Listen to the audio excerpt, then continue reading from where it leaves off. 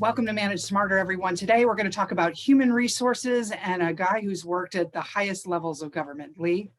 Yeah, absolutely. And we're going to talk a lot about leadership and, what it is and what it's not and how to deal with it when you don't have it and, how you can develop it. So looking Yeah, forward to today's conversation. me too. Come on in, everybody. My name is Audrey Strong. I'm the Vice President of Communications here at Sales Fuel. And I'm C. Lee Smith. I'm the President and CEO of Sales Fuel. Right, and today our guest is Robert Beau Brabo. Hi, Robert. Thank you for coming to our microphones today.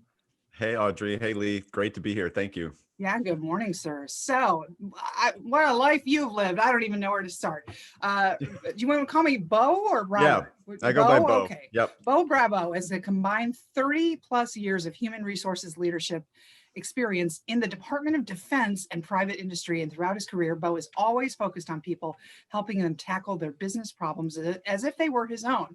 Now, since retiring from the U.S. Army as the Chief of HR Operations with the White House Communications Agency and Presidential Communications Officer for both Presidents Bush and Obama, Beau has served in several executive positions, including most recently the founder of the Hale Media Group and the Brabo Center of Excellence, providing fully accredited continuing education for HR professionals around the globe. So if you need to get recertified or learn something new, this is your guy.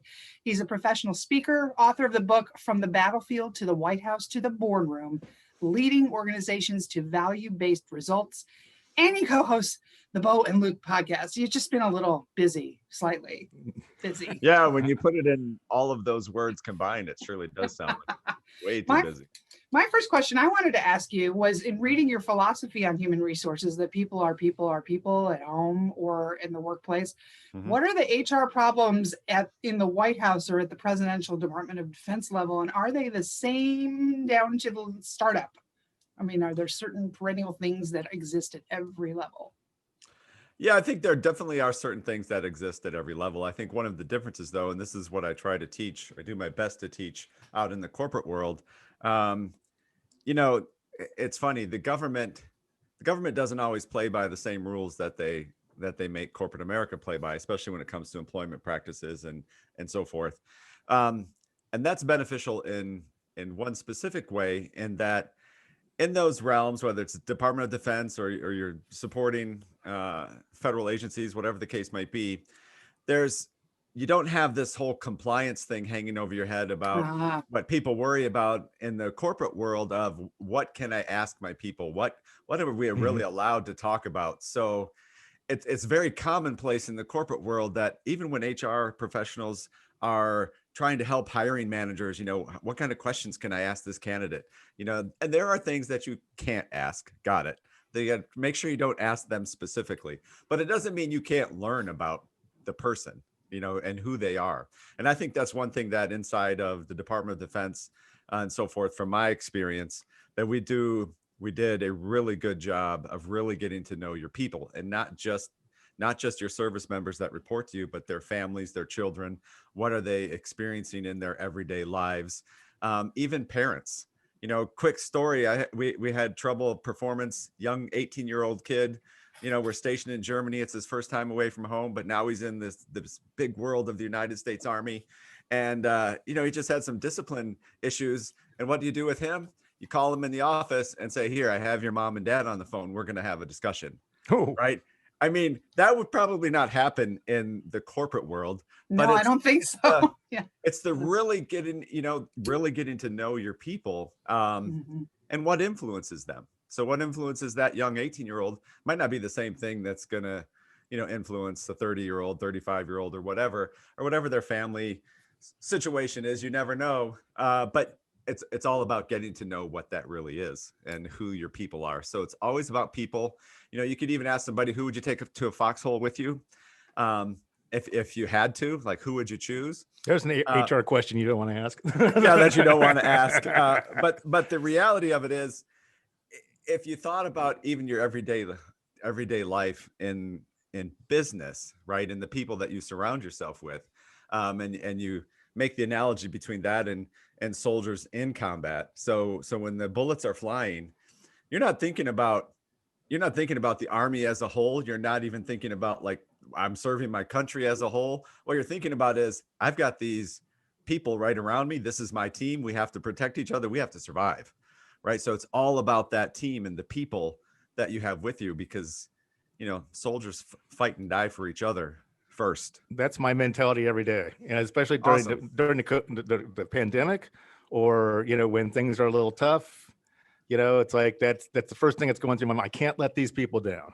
They're Yeah. counting on me, for a living, and and sometimes I have to make decisions then that which are not good for a couple people, but it's good for the team as a whole, Hmm. and not a lot of fun. But yeah, I You're think right. that's the mentality I bring every day. Yeah, I believe that wholeheartedly, and I subscribe to that every day. I got You said go ahead, Audrey. that you have I read that you have an MBA, right? So I you do. are, yes, okay. So, um, you think that HR professionals should not be siloed and that they should have business acumen and have an understanding of business. And so 100%. how should somebody go about obtaining that? And I agree with you, because when you're doing a layoff or something like that, you can possibly give this person some context. Yeah. This is happening to you, but this is the bigger picture. Is that why you Right. think that they should? Okay. Well, not just in the event of a layoff, it's more to be used while you're in your role as HR, and that you can help solve for today's business challenges, people issues, and so forth. And if you don't have an understanding of how business works, or get more clear on what the purpose is of your business, the one that you're working in, and how they make money, how money comes in, how money goes out, how the people that you hire and your current employees are going to impact that.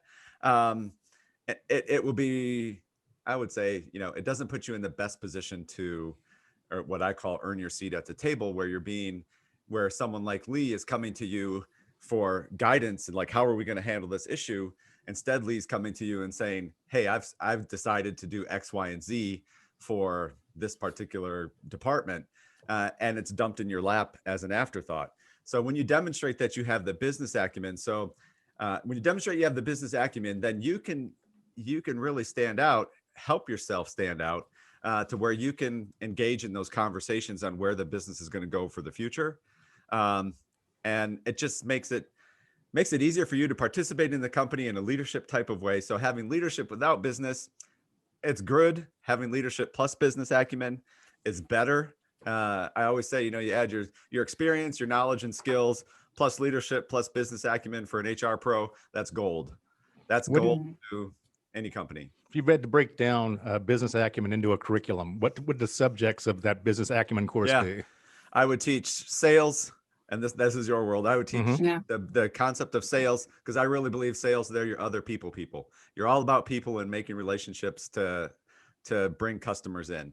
So sales, operations, finance and accounting, and marketing. So you don't have to be the person that can go in and do transactions in the general ledger or produce the monthly financial statements. But I often ask HR pros, can you go into the CFO and speak CFO? It's having the knowledge, the ability, the terminology, to be able to have those conversations. And it's the not necessarily you have to have a deep understanding, but you have to have an understanding, right? So you have to, if you can't demonstrate that you even know how payroll impacts the bottom line in your monthly balance sheet, that's an issue. The biggest one is knowing the difference between cash flow and balance sheet. Big difference. Balance sheet, right? Yeah. You might have a great accounts receivable pot of money, or it looks like a great pot of money, but that's not cash, right?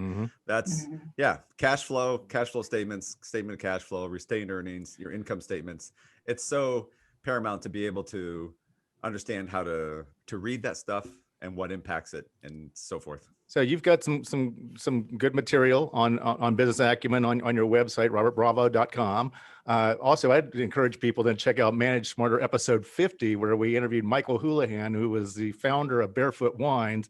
And he talks a lot about something called the money map, which is, mapping out where the money that ends up in your bank account, where it comes from. I mean, from start to finish, and who's all taking their cuts and everything like that. Who's all dependent on making this money. It's great for salespeople to understand our role, or as a sales department, about all of the other mouths that we feed within the company. But it's also great for an employee that just thinks, hey, it's like, I want a $10,000 raise. And it's like, that's great, but that $10,000 is going to cost the company $25,000.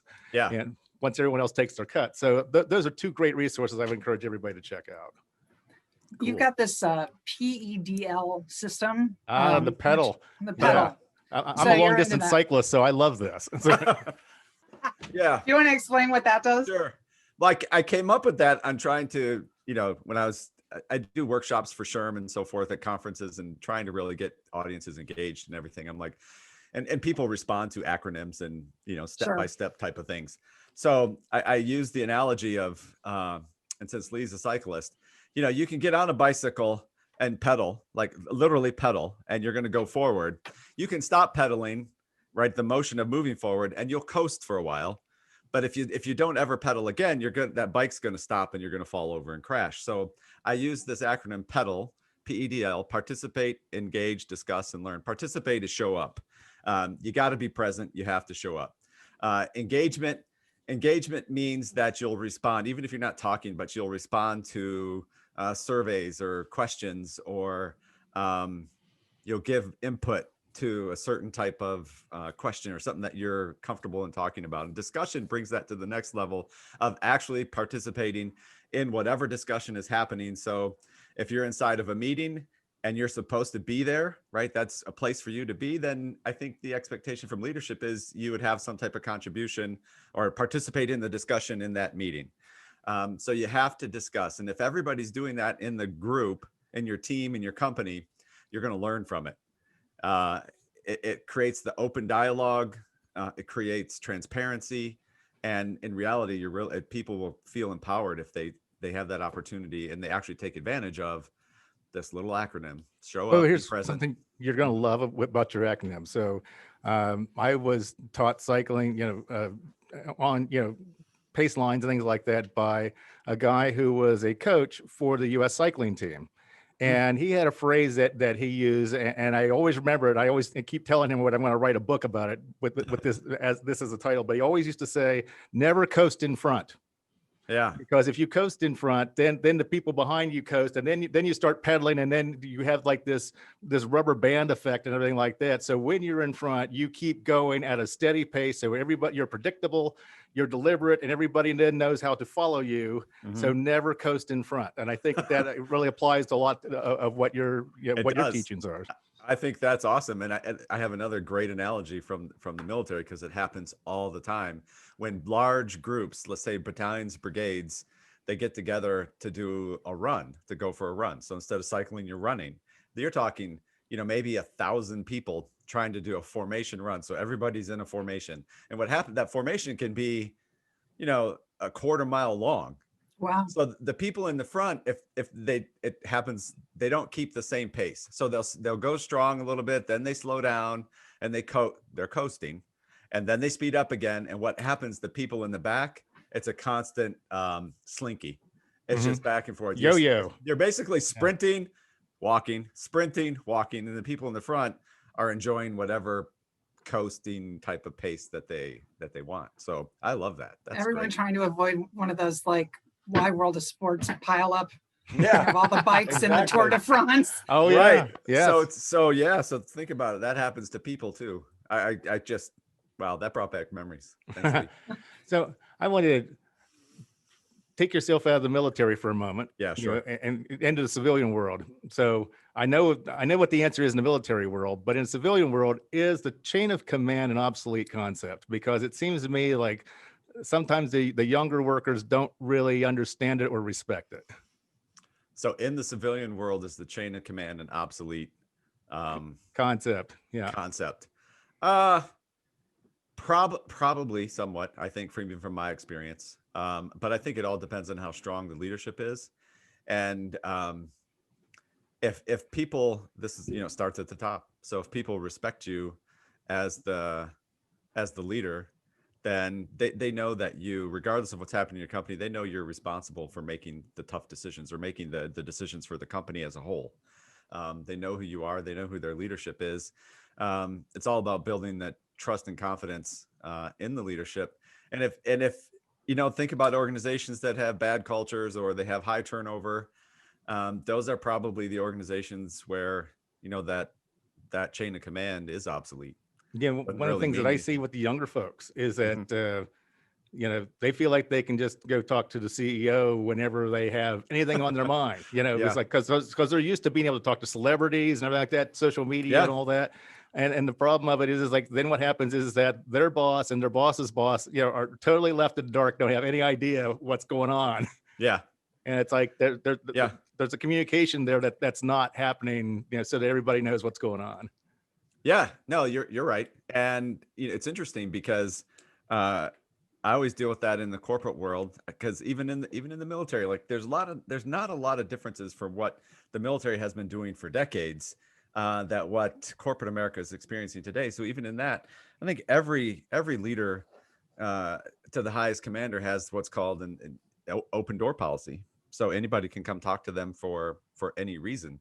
But the response to that from a leadership perspective is, have you discussed this with your chain of command? Have you discussed this with your supervisor? Are they aware of this? Are they not aware of this? That can preface the conversation where does the leader take this next? Or that person, if it's you as the CEO of your company, it's like, where do you go next with that? And if they haven't had those conversations, it's not that you're dismissing them or dismissing that their desire to talk to you. I think it's fascinating today if the young millennials want to come in and actually have discussions. It's just then with your experience and your background and is then guiding that conversation in the right way that still leaves them feeling like, wow, he listened to me, and we're going to have progress. It's great advice. I love having the conversations, and I love that they want to come and talk to me, that they're not intimidated or anything like that. There's a certain amount of stress that goes along with it, because then I have to try to remember to loop other people in, or I have to remember to tell them to loop other people in. And then I have to, then sometimes they do it, sometimes they don't do it. And then, we're in a meeting, with management, and all of a sudden it's like, okay, I had no idea what happened. This is like, when did this happen? It's like, so I think that's a great tip though. Yeah. I think you just have to put some type of, work on some parameters around it so people know you're still accessible. And then obviously, depending on how big your company gets and how many people are in the company, the CEO, it's not even feasible to think the CEO could have, 100 people waiting outside their door wanting to talk to them, every Number day. 29, ding. Yeah, like the deli. you'd never get anything done, right? So yeah, it's all about setting up the parameters, and how you actually deal with that. Because I don't think it's a bad thing that they want to talk to you. I think it's a good thing. It's a great thing. Yeah. It's just, making there a system or a process for them to have that access, but make sure it's communicated well up between you and that person and not the leadership in between. Sure. So we got about a minute left. It's robertbrabo.com, Brabo, everybody. And so you want to just let people know about your e-learning platform real quick before we? Yes, absolutely. So we launched our e-learning platform on 1 January. It's the Brabo Center of Excellence. You can find that from the website. Big button up at the top, e-learning courses. They're all HRCI and SHRM approved for recertification credit. So it's continuing education and so forth. We just launched in January. I've got 5 or 6 instructors lined up to also come in and teach on the platform. To include, just landed last week. Pretty excited. One of the founders of JetBlue Airways, Mike Barger's coming on the platform to teach as well. So we're really, really jacked about that. Super excited. That's where it's at. If you look at the website, you'll see everything that there is that we're offering today. That's great. Well, hey, congrats on setting that up, and we hope people will reach out to you. And it's been a pleasure to meet you. What an interesting time this discussion has been. Yeah, thanks, Robert. I had great time. I love when it's quick and like impactful. Yeah, great conversations. Definitely that. Thanks, Lee. Thank you.